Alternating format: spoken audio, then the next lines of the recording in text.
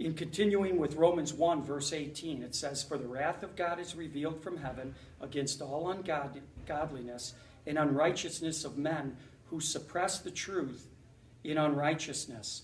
And then he goes on in verse 19 and says, "Because what may be known of God is manifest in them, for God has shown it to them." When he says that verse, what he's saying is that when we think about the people who haven't heard the gospel, what happens to the person in Africa, in the jungle, the person that's never heard the gospel? He's saying right here that when I created man, and think about this, in 6 days he created the world. Everything he spoke into existence. Let there be light, and there was light. But there was one creation that he actually formed with his own hands from the dust of the ground.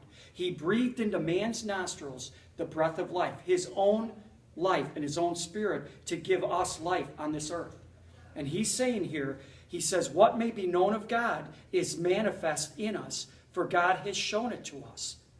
So in other words, when we walk this earth and we look around, we see these things, we say, you know what? I know that there is something greater than myself.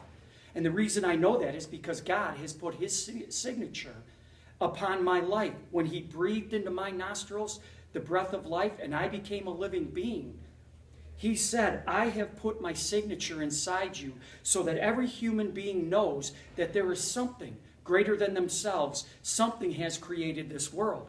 And then we'll talk next week. He says, for since the creation of the world, his invisible attributes are clearly seen, being understood by the things that are made, even his eternal power and Godhead. So we'll talk next week about these examples of how he's not only let it be known within us, but we can also look out at this world and we can see that God's signature is everywhere. He's revealing himself to us every single day. And that's why we are without excuse if we don't have the gospel.